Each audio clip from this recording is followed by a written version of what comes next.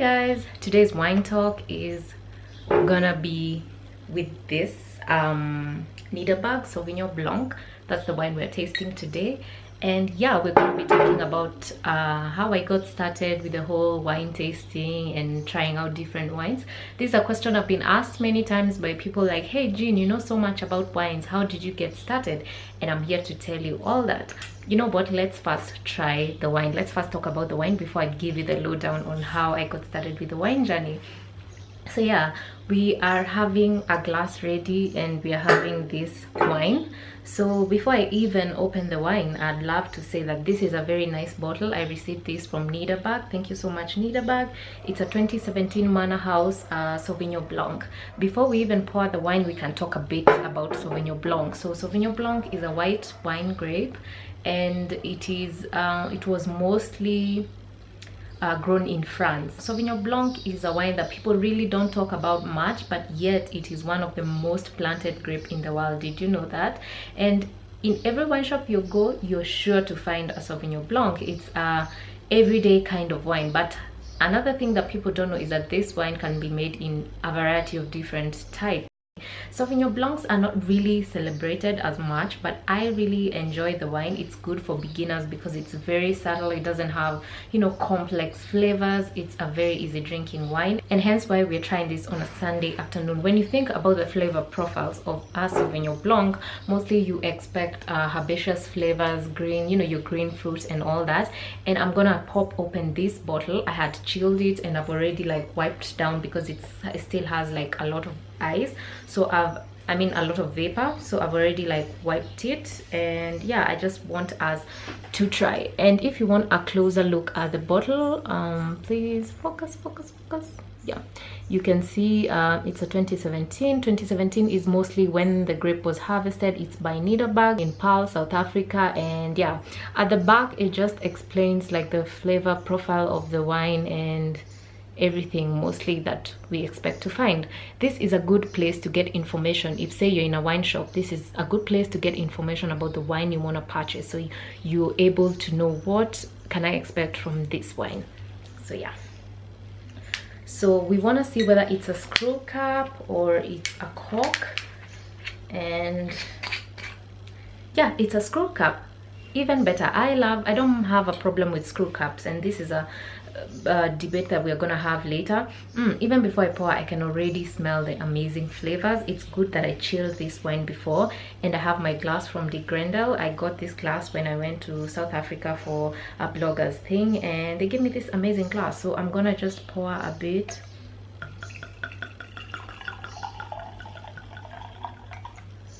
Don't you love how wine, when it's being poured, just the smell and everything? I really love how it looks. This is how it looks, and you can see there's some little bubbles. The glass had been cleaned very well, but this is how the wine looks. And we can look at it from a white background. Let me grab a white background so that you can be able to see how the exact color of the wine. I have a white notebook. This is the exact color of the wine. As you can see, the wine is very green and lime green. It's almost yellow, and even smelling it before I swallow it, it really smells herbaceous, like flowers. And yeah, so what you do once you see this is you just swirl. Swirling is just this. So when you swirl the wine, oh my gosh, it smells so good. I can smell tropical fruits, the tropical fruits that we're used to in Kenya, mostly your green apples, your green mangoes. I love a lot of unripe fruits. I really love unripe fruits. In fact, my mother used to tell me that, oh Jean, you really love unripe fruits, and she would get plums for me, and I'd tell her, don't bring me the red one, bring me the green ones. So this is something I really enjoy, and I can actually smell those herbaceous nuances, fresh gooseberries. Gooseberries are those small fruits. We used to call them nathi growing up. I can smell those.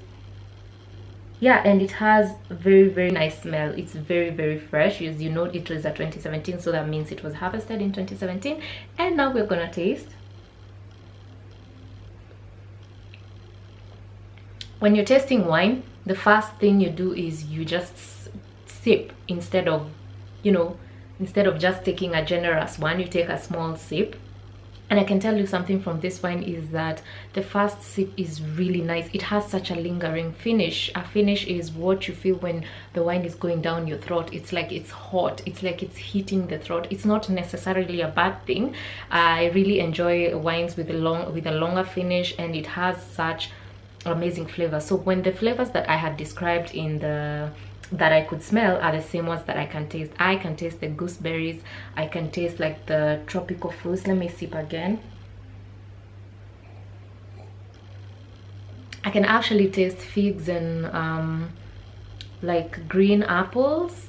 Yeah, it's more on the greener side. You know, in a Sauvignon Blanc can have either green and or ripening fruit. So it can start with green apple, your lime, and then it goes on to something like kiwi, to passion fruit, and then some even taste like mango and other riper fruits like peaches. So this one I think is more on the greener side. And as I said, Sauvignon Blanc is mostly from France. So now as I sip my wine, I can start telling you about my journey and how I got into this whole business. So what happened is, when I was in campus, I was very broke. Actually, in campus days, I was very broke. But when I got to around third year, I moved out of school and I started living with a roommate out of school. And I would buy like a bottle of wine and try. At the time, I would buy the cheap, you know, boxed wine, what people call carte Bordeaux.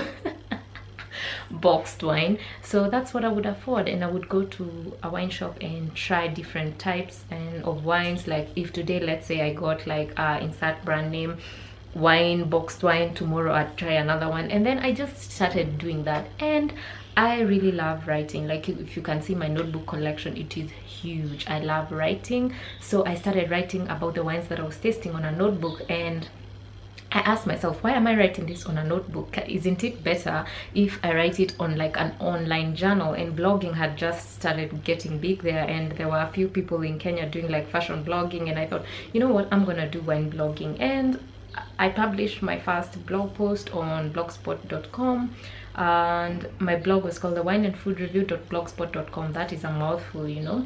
At the time I also incorporated the whole wine thing with restaurants, because those were the ones that were stocking the wines. There were very few wine shops, and I would go to restaurants and try wine with the food, and you know, learn more about restaurants, profile them on my blog. But now my blog has really morphed from a place where I used to do a lot of food reviews to a place where I do wines and spirits reviews only, and food reviews once in a while, but I don't really dedicate myself to food reviews. So I do a lot of wine reviews because I feel there's a lot of gap when it comes to, you know, wine education. People really don't know their stuff. People go to the shop and they just ask for, you know, get me a sweet red, get me a sweet white, but they don't know anything beyond that. And I'm here really to sort of educate people, and that's what my blog was dedicated to just provide value, to sort of show people what was in the market. And when I put that on my blog post, I accidentally shared it on Facebook one time, and people started asking me all these questions that I didn't have answers to. And that's how really my blog grew, because if someone is telling you, oh, I'm in Nakumat and I need this wine and I don't know where to get started, and how do you even start explaining to that person if you really don't have knowledge? So I bought a lot of wine books, I went on wine blogs, I started watching YouTube videos, Wine Folly was bookmarked, and I started educating myself. And this is how I've gotten to this place where I am. Apart from that, I also networked a lot. I went to events, and it's been something really organic. There was a time I was doing this full-time and I was trying to monetize myself, but at the time the blogging industry was really struggling. But now I'm not doing this full-time, I'm doing this part-time, but I still really love what I do. And yeah, that's basically my story and how I got started on wine drinking. And this journey has taken me to different countries. I've been to South Africa like 3 times. I've gone to Germany, my dream country. I really love Germany. I went there last year in March for an event, and basically I'm just growing my wine knowledge. If you have any questions or if you want to know anything about my wine journey, feel free to leave it down below. And as we conclude this wine talk, I'm gonna tell you about foods I can pair with these amazing wines, and even where you can get it in Kenya. So I think when we do like wine reviews mostly online, you just see that people write these ingredients that we are not readily available in Kenya, like, oh, pair this wine with sushi, pair these wines with mussels. And you know, I really want to change the narrative. While I also tell you that, I still also want to tell you about Kenyan dishes you can pair with this wine.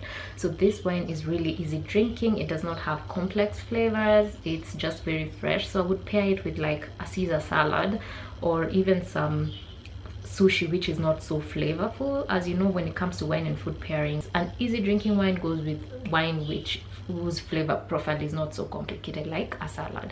So when it comes to Kenyan dishes, I would pair this with like rice and lentils, rice and dengu, something that is not too spicy, and also like spinach based dish like ugali and spinach, and some eggs which are not so heavily spiced. And yeah, if you have any other Kenyan dish you think like could go well with this wine, let me know down below. You can find this wine in select places in the country. You can find them in places like Carrefour. You can find them in select wine shops, and the wine ranges from 1,300 shillings to all the way to 1,700 shillings. And yeah, this wine is really nice. I would tell you to grab it, like if you're planning to go for a picnic with some friends, or if you're entertaining guests and you have very finger foods, light foods. This wine is really, really nice. Just to show you the bottle again, this is how it looks. Yeah guys, I hope you love this wine, and I'll be bringing you more different wines that you can try in Nairobi. So thank you for watching. Before I forget, okay, remember that this is a wine education site and it does not encourage irresponsible or underage drinking. Don't drink and drive. Drink responsibly, guys.